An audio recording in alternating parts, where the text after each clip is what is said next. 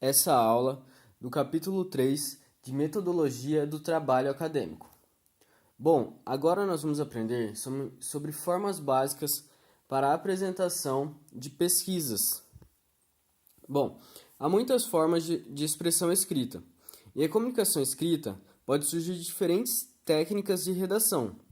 E nisso a gente pode destacar três grandes grupos de texto escrito. Começando pelo literário. Quais são esse grupo? São textos com objetivo artístico, que não expressam apenas pensamento, mas expressam a arte da palavra. E nós temos nele, como exemplo, a anedota, a fábula, a lenda, a saga, o conto, novela, poesia, poema, romance e entre outros. Bom, nós temos os oficiais e comerciais. Quais são esses? São textos com objetivo de comunicação formal e documentada em ambientes de trabalho, que podem ser memorando, ofício, um requerimento, parecer, memorial, ordem de serviço e carta comercial. Nós vamos então para o terceiro, o científico. Esses textos são textos que têm como objetivo central a correção, exatidão e a autenticidade dos fatos. Escrever texto científico é comunicar corretamente dados corretos. E nele nós temos como exemplo a resenha, relatório, monografia, artigo e, como nós estamos fazendo, o paper. Aí nós podemos ver três diferentes grupos. O literário, que tem o pensamento artístico, oficiais e comerciais, que eles são do ambiente de trabalho, e nós temos como último o científico, que ele tem como objetivo a autenticidade dos dados, que ele vai mais para uma corrente de educação e de trabalho científico mesmo, como se você estivesse fazendo uma graduação, pós-graduação. Uma pesquisa científica deve ser obrigatoriamente comunicada. E, com isso, ela deve ter um relatório dos resultados obtidos. O relato de uma pesquisa, isto é, a comunicação dos seus resultados, é aquilo que denomina-se trabalho científico, ou, em alguns casos, trabalho técnico-científico ou trabalho acadêmico. Agora, nós partimos para alguns aspectos que devem ser cuidadosamente considerados. Começando com a finalidade do trabalho científico é comunicar a atividade desenvolvida, ou seja, sua finalidade é comunicar a outros o resultado do seu saber e da aprendizagem adquirido. Ou seja, com esse trabalho deve comunicar o seu resultado e o que aprendizado ele trouxe. Por isso a comunicação científica deve levar as pessoas a pensarem, fazendo-as perceberem as coisas familiares de modo diferente, valendo-se de argumentos para influenciar as mentes dos ouvintes. Passando então para o próximo, que ela deve informar sobre temas ou problemas originais e criativos. E, além disso, ela deve divulgar os últimos resultados de pesquisas realizadas. O trabalho científico também deve ser estruturado de acordo com os padrões internacionais estabelecidos. E que, dessa forma, nós temos a estrutura da comunicação que deve ser entre introdução, desenvolvimento e conclusão. A linguagem do trabalho utilizada no texto deve ser clara e precisa. Para isso, deve ter tanto o máximo cuidado para não se utilizarem palavras ambíguas, ou seja, de duplo sentido. E quando as palavras utilizadas no texto tiverem significados diferentes em áreas diferentes, elas devem ser esclarecidas, para que não hajam erros de interpretação por parte dos leitores. Agora, nós temos uma visão geral dos tipos mais comuns de trabalhos científicos. Como você pode ver, tem a tese, dissertação, monografia, trabalho de conclusão de curso, artigo científico, artigo relatório, o paper, que é uma comunicação científica, informe científico, ensaio científico e resenha. Bom, eles diferem em seus tamanhos, alguns são mais curtos e outros são mais longos, mas todos eles devem levar em conta todos esses quatro aspectos que nós falamos anteriormente. Nós vamos agora conhecer mais a fundo cada um dos tipos de trabalho científico, começando pela tese. A tese é uma condição básica para se obter o grau acadêmico tanto de doutor quanto de livre docente. Ela assume o papel de um trabalho de conclusão para o doutorado e pode ser desenvolvida no formato ou de monografia ou de relatório científico. Doutorado é uma parte que você faz primeiro a graduação, depois o mestrado e enfim o doutorado, que mestrado e doutorado são pós-graduação. Bom, na tese, ela deve tratar de algo novo e inédito. Esse inédito indica algo completamente novo, ou aspectos novos em algo velho, naquele determinado campo de conhecimento, de maneira que promovam uma descoberta para a ciência. Além disso, os argumentos utilizados devem comprovar e convencer de que a ideia exposta é verdadeira e original. Nós vamos então para a dissertação. Como a tese, a dissertação também destina-se aos cursos de pós-graduação stricto sensu. Mas nesse caso da dissertação é de mestrado. A dissertação é uma condição básica para se obter o grau acadêmico de mestre, ou seja, é uma pós-graduação que está, vamos dizer assim, acima da faculdade. Você primeiro faz a graduação e como pós o mestrado, acima do mestrado o doutorado, e no caso da tese é o doutorado e dissertação o mestrado. Bom, para a dissertação busca-se uma reflexão de um determinado tema ou problema, sempre expondo as ideias de maneira muito ordenada e fundamentada. Ou seja, ela vai apresentar um trabalho de pesquisa bem sistematizado. E uma das partes mais importantes da dissertação é a fundamentação teórica. E o que é a fundamentação teórica? Ela consiste na revisão de textos, artigos, livros, periódicos, enfim, todo o material pertinente à revisão da literatura que será utilizado na redação do trabalho. Ou seja, nele é o momento de ler, selecionar, interpretar e discutir o material da pesquisa, nessa fundamentação teórica. E nisso, na dissertação, quem está fazendo vai traduzir as ideias principais suas e a perspicácia e busca de tópicos não desenvolvidos, sob a ótica do pesquisador, ou seja, ele vai se embasar teoricamente e ele vai expor na sua dissertação as suas teses principais, buscando tópicos que sobre a visão dele ainda não foram desenvolvidos. A principal característica da dissertação é o aprofundamento. Para isso, ela deve identificar, situar e fechar uma questão científica de forma competente e profunda. Ou seja, ele vai aprofundar no assunto que ele está fazendo. Nós vamos falar agora sobre a monografia, trabalho de graduação e especialização. Bom, a monografia, ela frequentemente é solicitada como trabalho de formatura ou trabalho de final de curso. E ela é um documento que descreve um estudo minucioso sobre um tema relativamente restrito.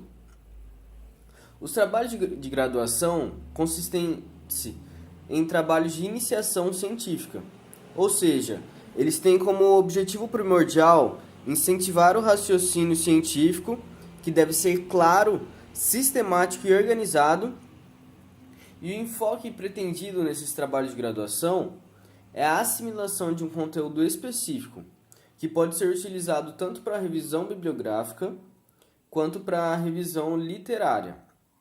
Mas nada disso impede que também sejam feitas pequenas pesquisas e relatórios para esse tipo de trabalho. Bom, para se obter o título de especialista em um curso de pós-graduação, o lato sensu, a monografia ela se assemelha ao trabalho apresentado em cursos de graduação. E ela também possui o objetivo, além do seu objetivo primordial de incentivar o raciocínio científico, mas de levar o aluno a refletir sobre temas determinados e passar as suas ideias para o papel na forma de pesquisa. Como a gente está falando mais no caso da pós-graduação, nela requer um estudo mais completo que o apresentado na graduação, em relação ao tema escolhido para a pesquisa. Passamos agora para o trabalho de conclusão de curso, conhecido como TCC. Ele é uma monografia sobre um assunto determinado, tendo como objetivo levar o aluno a refletir sobre assuntos envolvidos no seu tema e redigir ideias na forma de pesquisa ou relatório. Ao contrário da dissertação e da tese, o estudo não precisa ser tão aprofundado e acurado, ou seja, ele não precisa ser tão minucioso, tão aperfeiçoado, mas ele precisa ter a clareza, a objetividade e a seriedade da pesquisa. Continuando, nós vamos para os artigos científicos. Os artigos científicos é uma publicação com autoria declarada, que representa e discute ideias, métodos, técnicas, processos e resultados nas diversas áreas do conhecimento. Ele pode ser tanto artigo de revisão, quando resume, analisa e discute ideias já publicadas, ou artigo original, quando apresenta temas e abordagens originais. Ou seja, o artigo de revisão ele vai resumir e discute ideias já publicadas, enquanto o original ele vai apresentar temas e abordagens originais. Bom, os artigos são pequenos estudos resultantes de pesquisas realizadas. E, por mais que verdadeiramente científicos, eles não são longos ou complexos, como teses ou dissertações, mas eles são completos e tratam de uma questão extremamente científica. Geralmente, eles são publicados em revistas, jornais ou periódicos especializados e têm como objetivo principal apresentar ao público alguma ideia nova ou abordagens diferentes de assunto anterior relacionados ao tema. Ou seja, ele vai apresentar uma ideia nova ou uma abordagem diferente de um assunto relacionado ao seu tema. E os artigos científicos se classificam em analíticos, que descrevem um assunto específico com ênfase nos aspectos mais importantes do tema abordado. Temos aí o classificatórios, que possuem características informativas, classificam e ordenam os principais aspectos de um determinado tema, explicando posteriormente as partes divididas. E por fim, nós temos os argumentativos, que enfatizam um assunto específico. Depois, procuram apresentar argumentos favoráveis e ou contrários ao enfoque apresentado. Nós vemos então a diferença entre os três. O analítico, ele procura descrever um assunto específico. O classificatório já procura informar, classificar e ordenar. E o argumentativo, ele vai enfatizar algum argumento específico e depois apresentar argumentos favoráveis ou contrários. O formato para apresentação de artigo deve seguir de acordo com a NBR 6022-2003. Os artigos devem seguir a ordem: título, nome do autor, resumo, palavra-chave na língua do texto, corpo do artigo e referências bibliográficas. O título, ele pode ter subtítulo quando houver. Eles vão ser separados por 2 pontos e na língua do texto, ou tipograficamente. Nós temos então o nome do autor, ou autores, né? E as credenciais dos autores devem aparecer no rodapé, indicado por asterisco na página de abertura. No resumo, ele precisa ser um texto com frases pequenas e resumidas, que não ultrapasse 250 palavras. Nós temos então as palavras-chave na língua do texto, que são as palavras mais importantes, aquelas que dão as características para o trabalho. Nós temos o corpo do artigo, que embora não contenha subtítulos, ele não contém, embora contenha subtítulos, ele não contém capítulos. Ele contém subtítulo, mas não capítulos. E o seu corpo é composto por introdução, referencial teórico, metodologia, apresentação dos resultados, análise e interpretação dos resultados, recomendações e sugestões e, dependendo do caso, conclusão. E por último aí, as referências bibliográficas, que é a indicação das fontes de informações utilizadas para produzir o texto. Nós vamos para o artigo relatório, que também pode ser chamado de relato de experiência. Ele tem a mesma finalidade e características gerais do artigo científico. Por ser um relatório, ele resulta da intenção de publicar os resultados obtidos por meio de pesquisa de campo ou de laboratório. Ou seja, o pesquisador ele vai fazer uma pesquisa de campo ou laboratório e ele vai ter a intenção de publicar os seus resultados. Então, ele vai escrever um artigo relatório. Nós passamos para a comunicação científica, que também pode ser chamado de paper. Ele é destinado inicialmente à comunicação oral em cursos, congressos, simpósios, reuniões e outros meios científicos. Ele deve ser estruturado similarmente a um artigo, com divisões bem parecidas.